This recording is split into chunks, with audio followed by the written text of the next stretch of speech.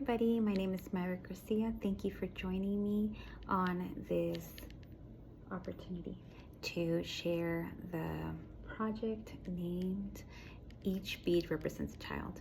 Here I will show images of 7 countries that have had conflicts within their country, within their region, in which children's lives have been at stake and have been lost due to these conflicts. So each bead will represent a child. So when you see these images, imagine the whole image completely embedded with beads within the color complex of each symbol. So for example, we have the jasmine flower.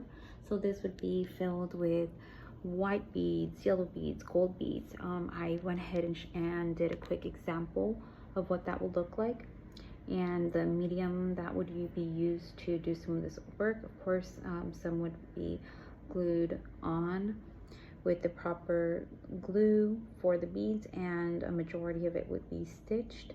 Here we have Syria representing 20,000 children, and the symbol of peace there would be the jasmine flower. The next image we have is of Congo. Here we have the national animal and flag. For Congo, it would represent 620 children, 650 children, and this is an image of the Okapi and the Congo flag.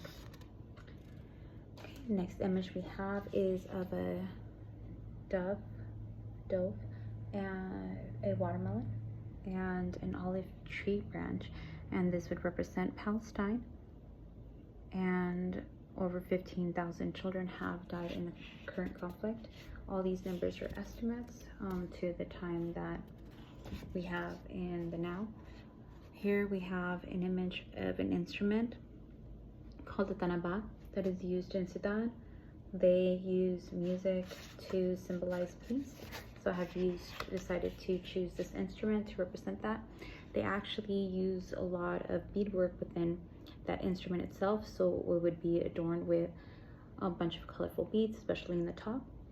So again, we're imagining these images filled with the color that they are, with beadwork to represent each symbol. And here we have Sudan representing 190 children, and each of the images would be in the scale to represent the amount of children. So depending on the amount of children that have passed away due to these conflicts, it would actually represent the size of the image.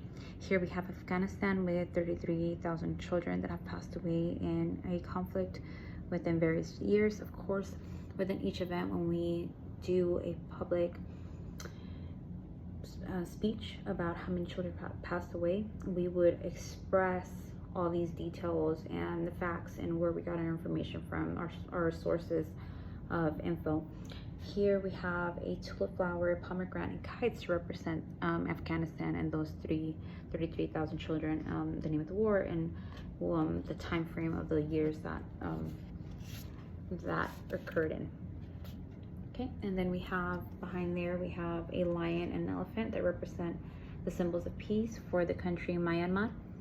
And that shows 1,022 children that have passed away in that conflict. Again, these are symbols that are used in that country to represent peace. So we are imagining, or visualizing a lot of gray beads, a lot of gold beads, a lot of yellow beads, black beads. Each bead would represent a child.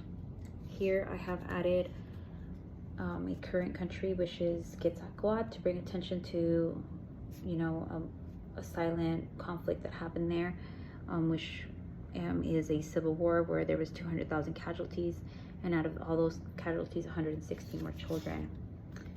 Okay, again, I have showed you guys Myanmar. I had showed you guys past 15,000 children. Another country that would be shown in this series for the project is Ukraine. In their war, 600 children have passed away. A symbol of peace used in that country is a sunflower. Again, each bead would represent a child. Well, thank you so much for listening. I hope you consider this project something to be shown for Arts Activate. Again, thank you for listening. I appreciate your minutes.